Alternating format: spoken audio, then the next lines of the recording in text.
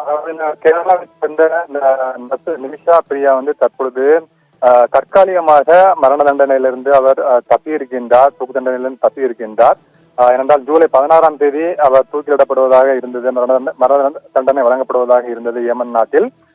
ஆனால் அந்த தண்டனையானது தற்பொழுது தற்காலிகமாக ஒத்திவைக்கப்பட்டதன் காரணமாக அவர் தற்காலிகமாக தப்பி பிழைத்திருக்கின்றார்.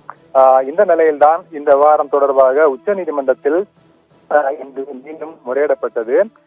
அதாவது நிமிஷா பிரியாவிற்காக உச்ச நீதிமன்றத்தில் வழக்கு தொடர்ந்திருக்கக்கூடிய மனுதாரர் அமைப்பின் சார்பில் இன்று உச்ச நீதிமன்றத்தில் முறையிடப்பட்டது. அவர்கள் என்ன கேட்கிறார்கள் என்றால், இந்த மனுதாரர் அமைப்பைச் சேர்ந்த உறுப்பினர்கள் ஏமன் நாட்டிற்கு செல்ல அனுமதிக்க வேண்டும் என்று அவர்கள் முறையீடு வைத்தார்கள் உச்ச நீதிமன்றத்தில். ஏனென்றால் நிமிஷா பிரியாவால் உயிரிழந்ததாக கூறப்படுவதுடைய அந்த உறவினர்களுடன் உடன்பாட்டு முயற்சியில் ஈடுபட ஏதுவாக ஏமன் நாட்டிற்கு செல்ல அனுமதிக்குமாறுதான் கோரிக்கை வைக்கப்பட்டது. உச்சநீதிமன்றத்தில் நீதிபதிகள் விக்ரம்நாத் மற்றும் சந்தீப் மேத்தா ஆகியோருடைய அமர்வில் இன்று அவர்கள் சார்பில் நிமிஷா பிரியா தரப்பில் சார்பில் முறையிடப்பட்டது. இந்த நிலையில்தான் அவர்கள் என்ன கூறியிருக்காங்க என்றால், நிமிஷா பிரியாவுடைய மரண தண்டனை ஜூலை 16ஆம் தேதி நிறைவேற்ற திட்டமிடப்பட்டிருந்தது. தனியார் மட்டத்தில் தலையீடுகள் ஏற்பட்டதன் காரணமாக தற்பொழுது அது ஒத்திவைக்கப்பட்டிருக்கின்றது.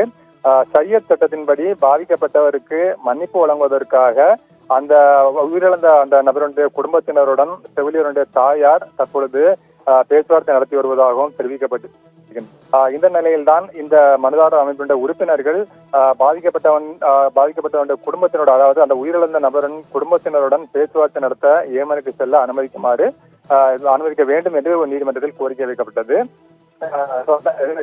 நீதிபதிகள் உச்ச நீதிமன்ற நீதிபதி என்ன சொல்கிறார் என்றால், நீங்கள் மத்திய அரசை இது தொடர்பாக அணுகுங்கள், நாங்கள் எதுவும் சொல்லவில்லை என்று அவர்கள் தெரிவித்திருக்கிறார்கள். மத்திய அரசினுடைய தலைமை வழக்கறிஞர் வெங்கட்ரமணி என்ன கூறினார் என்றால், எதிர்விளைவை ஏற்படுத்தும் எதுவும் நடக்க நாங்கள் விரும்பவில்லை என்று அவர்கள் கூறியிருக்கின்றார்கள். அது மட்டுமல்லாமல் இந்த பெண் பாதுகாப்பாக வெளியே வர வேண்டும் என்று நாங்கள் விரும்புகின்றோம் என்று மத்திய அரசு தரப்பில் தெரிவிக்கப்பட்டிருக்கின்றது. இதனைத் தொடர்ந்து அவர்களுடைய நிமிஷா பிரியா தரப்பில் தாங்கள் மத்திய அரசிடம் மனு தாக்கல் செய்வதாக கூறியிருக்கின்றார்கள். அதனைத் தொடர்ந்து அவர்கள் மத்திய அரசிடம் மனு தாக்கல் செய்ய உச்சநீதிமன்றமானது அனுமதி அளித்திருக்கின்றது.